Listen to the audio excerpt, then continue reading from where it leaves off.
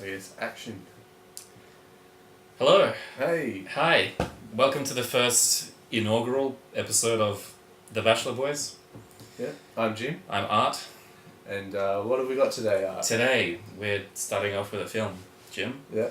A film entitled R.O.T.O.R. R.O.T.O.R. Yes, that's right. In futuristic action, according to the cover. That's one of my favourite types of action. Indeed. According to the cover, R.O.T.O.R is a judge, jury, and executioner. Now, a word on that cover. How amazing is it? That is amazing. That is just brilliant. Like, if R.O.T.O.R looks like that, the film's made for if R.O.T.O.R looks like that. Let's get started, shall we? It.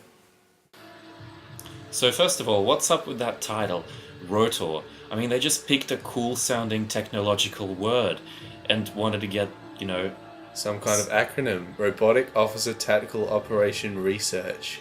Yeah, and what is up with this scrolling? I mean, don't start your movie off with this. Yeah, don't start a film with some kind of huge written prologue. That includes you, Lucas. Okay, so we open up the actual action, not none of this scrolling words, and we've got this Mercedes driving around. Newlywed couple come across some dishevelled... I don't know, I'm not sure what's going on here. It's just bizarre. Did it just change from day to night? It instantly, yes, somehow. So this meat-headed guy, we find out eventually is the hero.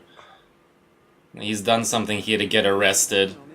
It's one of those, this is actually the end of the movie, beginning of the movie things. They thought they would try to be clever. Yeah. He's squinting so much. My name is Cold Iron. His name is Cold Iron? Cold Iron. Barrett Cold Iron.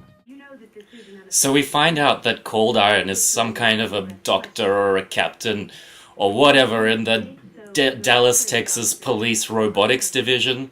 I mean, whoever thought there was a division of that? Well, I'd always secretly hoped. He sits there with something stuffed in his cheeks as he explains his sorrowful tale to his interrogators. His head is so malformed. And so massive. Just look at it. The day started just like any other day. The fresh October morning breeze blew across the ranch. What? The cattle were coming in for the morning feeding. What is this? And the buttery morning sunlight. Buttery morning sun, sure, okay. This is so needlessly poetic. I mean, what is this trying to emphasize? I'd have never crawled out of bed. I may have turned off my VCR. Something we should explain about this movie is that every shot seems to take way longer than it needs to and linger on things you really don't care about. Yeah, just look at this shot of Cold Iron approaching his horse. I mean, how long do you have to establish a horse for? We get it. He has a horse.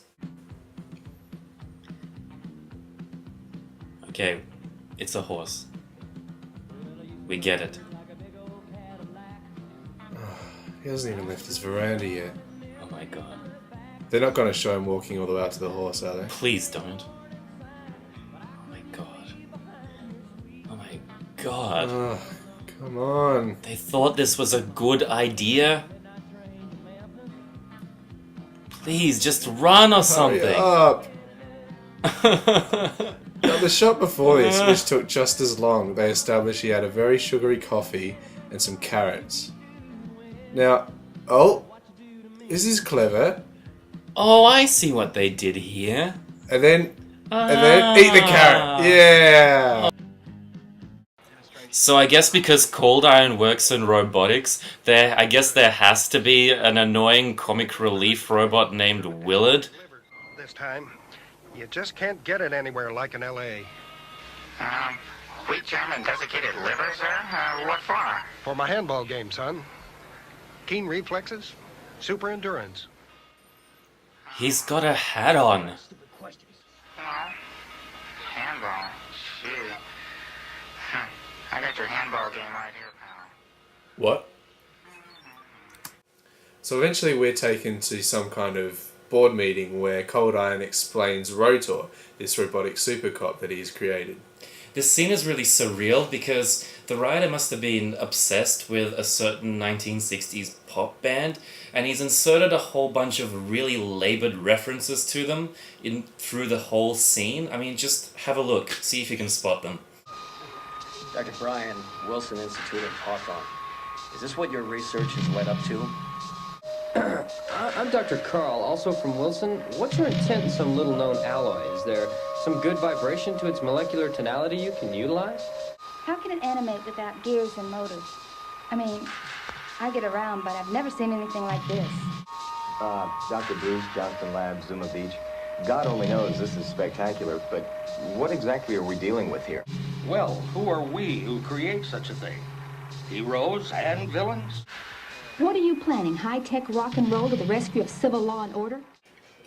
So eventually R.O.T.O.R has to get out and go on a rampage somehow, and you'd think that it would happen by some kind of a cataclysmic accident that affects the entire facility, but no. Because like I said, once you go red, you never get out of bed. My tunes. Got to have my tunes. So, because a supposedly Native American sleazy janitor put his earphones and his pocket comb too close to a thing and some sparks happened, R.O.T.O.R gets out. And frankly, I can't wait to see him. Oh boy, he is gonna be bad ass, I'm sure of it.